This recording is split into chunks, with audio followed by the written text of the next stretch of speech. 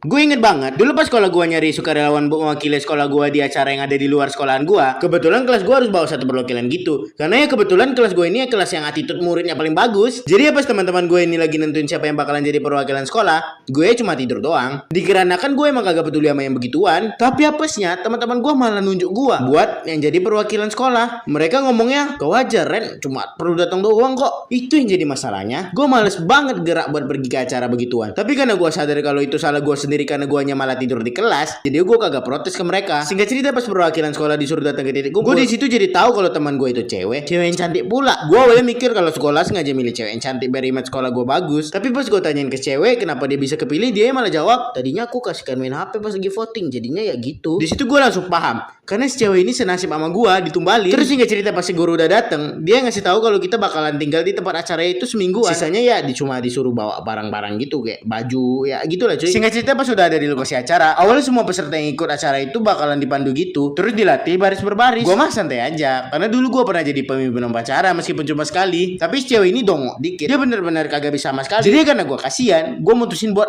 ntar ngajarin dia khusus habis acara atau pelatihan ini selesai di malamnya. Tapi di luar ekspektasi, pas udah malam, rupanya gue masih cewek ini nginep di satu kamar hotel, berduaan pula. Jadi ya gue telepon guru yang ngurus keberangkatan gue masih cewek. Gue tanyain lah kenapa kamarnya cuma satu. Terus gurunya bilang karena dana sekolah cuma segitu. Jadi gue terpaksa nerima harus berdua sama cewek secantik dia. Gue takut kalau ntar gue tiba-tiba jadi liar dan mengganas, terus tiba-tiba gue kena kasus kan. Jadi pas mau tidur, gue mutusin buat tidur di kursi. Tapi cewek itu malah ngomong ke gue, mau di kasur juga lah Ren, empuk loh. Terus dia nepok-nepok kasur gitu. Jadi ya mau kagak mau, gue nurutin apa yang diomongin. Tapi gue tetap jaga-jaga dengan batasin dia sama gue pakai bantal gitu. Terus pas di pagi hari, gue kan bangun duluan tuh. Gue lupa kalau gue ini tidurnya rusuh banget. Pas gue bangun, gue sadar kalau gue lagi pelukan sama si cewek. Karena si cewek ini masih tidur, karena pas itu masih jam 4 pagi. Jadi gue mutusin buat ngelepasin diri dari dia pelan-pelan supaya dia kagak kebangun. Tapi apesnya dia malah ngeratin pelukan dia ke gue. Jadi gue mutusin buat bangunin dia. Karena gue pikir kagak mungkin lah gue diem-diem sama dia soal beginian doang untuk 5 hari ke depan. Gue bangunin dia jadinya. Oh ini bangun kocak, sholat.